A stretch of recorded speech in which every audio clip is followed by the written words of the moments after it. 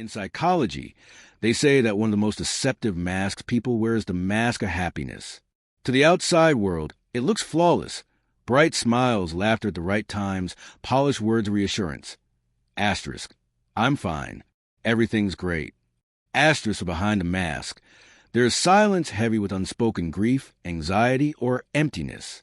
It is a performance or practice that even the wearer sometimes forgets where the mask ends and the real face begins. The tragedy of the mask is that it works. Friends, colleagues, even family believe it. They see the smile and assume joy. They hear the laughter and assume peace. They never suspect that the smile is armor, that the laughter is camouflage, that every "I'm okay" is a small act of survival.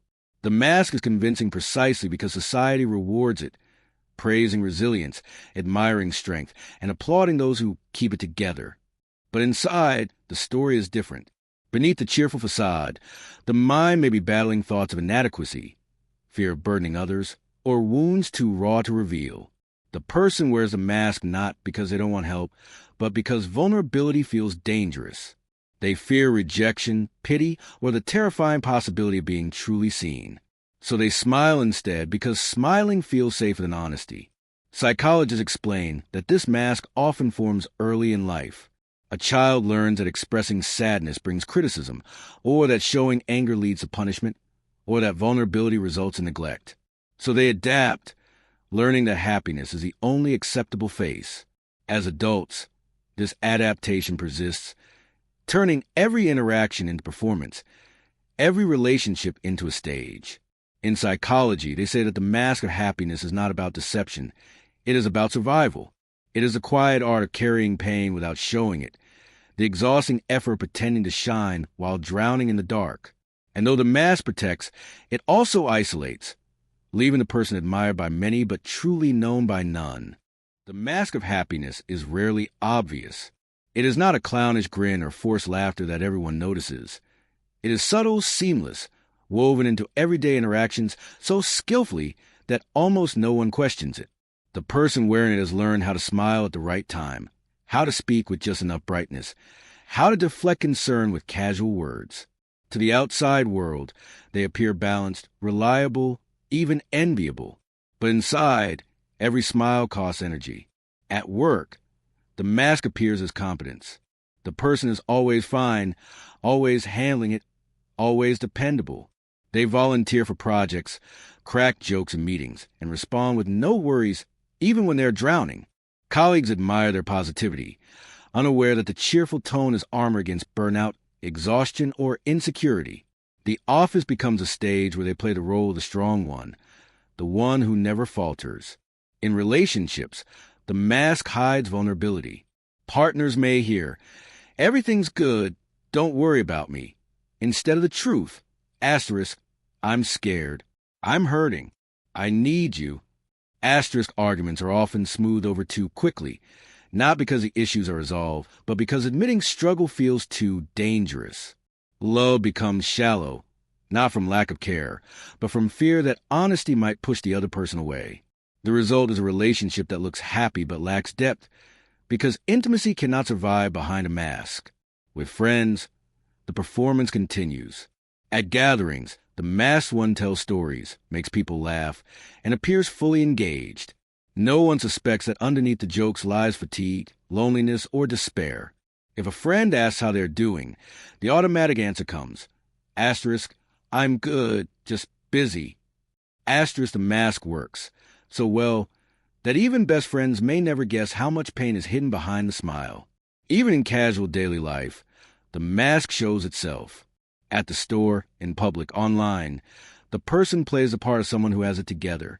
Social media becomes another layer of performance. Photos of vacations, achievements, smiling faces. To scroll through their feed is to see a life of happiness. To live their inner world is to know it's an illusion. Psychologists say this mask is exhausting because it isolates. The person becomes surrounded by people yet profoundly alone, admired but unseen. They long to be known, but the very mask that protects them also blocks connection. The tragedy of the mask of happiness is not just that it fools others. It fools the wearer into believing they must always hide. The mask of happiness is not born overnight. It is crafted slowly, through experiences that teach us it is safer to hide than to be real. Beneath every smile that conceals pain lies a history of lessons, subtle and sharp, that shape the belief. Asterisk, no one will accept me if they see what I truly feel. Asterisk, for many, the roots lie in childhood. A child who cries and hears, "Stop being dramatic," learns that sadness is unwelcome. A child who shows anger and is punished learns that only calmness earns safety. A child who feels scared but is told, "Be strong, don't be weak," grows into an adult who mistakes vulnerability for failure. Over time, these repeated moments carve deep grooves into the psyche. Emotions are dangerous, but smiles are safe. The mask also forms through fear of burdening others. A child who sees a parent already stressed may hide their own pain, thinking, asterisk, they have enough to deal with. I can't add my feelings to their load. Asterisk, that child grows up into an adult who apologizes for having needs, who laughs instead of crying, who insists, "I'm fine," even when breaking inside. The mask becomes not only protection, but an act of perceived kindness. Asterisk, if I look happy, no one else has to suffer because of me. Asterisk, society itself reinforces the mask. We live in cultures that reward positivity and punish discomfort. Workplaces applaud the employee who never complains. Friends admire the one who is always cheerful. Social media glorifies polished smiles, perfect moments, curated joy. In such a world, honesty feels risky. Sadness feels like a flaw. The mask of happiness becomes not just a habit, but a requirement for belonging. And then there are the personal traumas, betrayals, losses, heartbreaks that leave scars too deep to reveal. To share them would mean reopening wounds that feel unbearable. So the person smiles instead, not because they don't crave connection, but because silence feels safer than exposure. The mask becomes a shield against rejection, judgment, or pity. Psychologists explain that this mask is a survival strategy, not deception. It is the child's way of staying safe, the adult's way of staying accepted, the human way of trying to protect fragile parts of self. But what begins as protection hardens into prison. The longer the mask is worn, the harder it becomes to remove, until one day the person realizes they are loved not for who they are, but for how well they pretend. In psychology, they say that the mask of happiness hides not weakness, but pain unhealed. And the tragedy is that the very effort to appear strong is what keeps the wounds from ever finding their way to light. The mask of happiness does more than hide pain. It creates distance. A smile that was meant to protect soon becomes a wall, and behind that wall the person feels increasingly isolated. To those around them, they seem fine, even thriving. But inside, the silence grows louder, pressing against their chest like a weight no one else can see. Loneliness is one of the heaviest costs of the mask. It is not the loneliness of being alone in a room. It is the loneliness of being surrounded by people yet feeling unseen. Friends gather. Laughter fills the space, but the masked one feels like an outsider at their own life. Their smile is present, but their heart is absent. The mask keeps others from seeing the pain, but it also keeps the person from being truly known. This creates a quiet fracture inside. Two versions of self living side by side. The outer self, the cheerful, reliable, resilient one, is admired and accepted. The inner self, the one carrying grief, fear, or emptiness, remains hidden, silenced by fear, judgment. The longer the split continues, the more exhausting it becomes. The person wakes each day already tired, not from lack of sleep, but from the constant performance of being okay. Relationships suffer too. Intimacy cannot thrive where truth is absent. Partners sense the distance but cannot name it. They hear laughter but feel coldness, see smiles but sense withdrawal. The masked one longs for connection, but fears that removing the mask will lead to rejection. So they keep pretending, and the very closeness they desire slips further away. Even self-connection is lost. After years of wearing the mask, the person begins to forget what they actually feel. Joy and sorrow blur, authenticity and performance merge. They ask themselves, asterisk, am I truly happy, or just pretending so long that I no longer know the difference? Asterisk, this confusion deepens the isolation, because if they cannot recognize their own truth, how can anyone else? Psychologists describe this state as emotional burnout. The mask, once a tool for survival, becomes a prison that drains energy and erodes identity. Every day feels like a battle between the need to be seen and the terror of being exposed. And in that battle, the mask always wins until the weight of loneliness finally forces a question. Asterisk, what if someone could love me without the mask? Asterisk, in psychology, they say that the mask of happiness hides not only pain, but also the possibility of connection. And the longer it is worn, the more it convinces its wearer that love, acceptance, and intimacy are impossible, when in truth, they are waiting on the other side of honesty. When the weight of the mask becomes unbearable, people rarely remove it. They look for distractions strong enough to help them forget they are wearing it. The mask of happiness is exhausting, but instead of facing the exhaustion, many try to outrun it, filling every moment with noise, activity, or performance so they never have to sit in silence with their truth. Work is often the most socially acceptable escape. A person who fears vulnerability may immerse themselves in endless tasks, long hours, and new projects, insisting they are simply ambitious. Colleagues praise their productivity, but what no one sees is that work has become a hiding place. If they are too busy to feel, too consumed to rest, then they never have to face the pain beneath the smile. The office light left on late into the night is not just diligence, it is avoidance. Others flee into social activity. They become the life of every party, the friend who always organizes, the one who is never alone. Outwardly, they look popular, joyful, spontaneous. But the constant movement is a shield, because if they're always surrounded by people, always laughing, always entertaining, then no one will notice the silence inside. They turn gatherings into armor, mistaking noise for connection. Some use humor itself as a disguise. They become the joker, the one who makes others laugh even when their own heart is heavy. Jokes deflect attention. Laughter drowns questions, and lightheartedness convinces the world, and sometimes themselves, that nothing is wrong. But when the room empties and the laughter fades, the mask slips, and the loneliness returns sharper than before. Even personal passions can become escape routes. Exercise, travel, hobbies, constant self-improvement.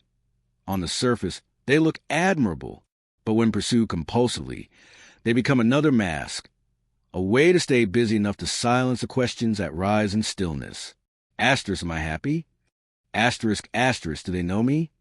Asterisk, asterisk, what would happen if I stopped pretending? Asterisk, the answers feel too frightening, so the distractions keep multiplying. Psychologists note that the tragedy of these escapes is that they deepen the isolation. Work cannot replace intimacy. Crowds cannot replace connection. Humor cannot replace honesty. Achievements cannot replace being known. The more a person runs, the more distant they become from themselves. And the mask of happiness grows heavier, because beneath every distraction, the pain still waits, patient, unspoken, demanding to be felt. In psychology, they say that escape is not healing, it is postponement. And the longer the mask is worn, the more energy it takes to keep it in place, until eventually the person faces a choice. Keep pretending until collapse, or risk honesty and finally breathe. There comes a moment when the mask no longer protects. It suffocates. At first, it served a purpose. It kept pain hidden, guarded the heart, maintained acceptance. But over time, the cracks grow wider. The laughter feels hollow. The distractions lose their power. Work, parties, endless busyness. They no longer drown out the truth. Instead, they amplify it. The silence inside grows louder, and the person realizes, the mask is not saving me anymore. It is breaking me. This realization rarely arrives in a dramatic flash. It often comes in quiet moments. Sitting in a meeting, surrounded by people, the person suddenly feels like a ghost. Smiling in a photograph, they look at their own face and wonder who that stranger is. Lying awake at night, they whisper to themselves, asterisk, I can't do this forever. Asterisk, the mask that once made them strong now feels like a prison cell. Psychologists describe this as a turning point, the moment when the cost of pretending outweighs the fear of honesty. It is terrifying because the idea of removing the mask feels like stepping into fire. What if people reject me? What if they pity me? What if no one loves what lies beneath? Yet even with these fears, another voice begins to grow louder. Asterisk, what if someone could? Asterisk, the first cracks appear in small ways. A guarded person admits, asterisk, actually, I'm not okay today. Asterisk, someone who usually hides behind jokes, lets their silence linger instead of filling it. A smile slips, and for the first time, they don't rush to fix it. These small rebellions feel dangerous, but they also feel like breathing for the first time. The risk is real, but so is the relief. Psychologists call this process gradual unmasking. It is not about tearing a mask off all at once. It is about daring to remove it in safe spaces, with safe people, little by little. Each moment of honesty becomes evidence that the world does not end when the truth is shown. Instead, closeness deepens, trust grows, and authenticity begins to feel less like danger and more like life. In psychology, they say that the beginning of healing is not the absence of fear, but the decision to stop hiding despite it.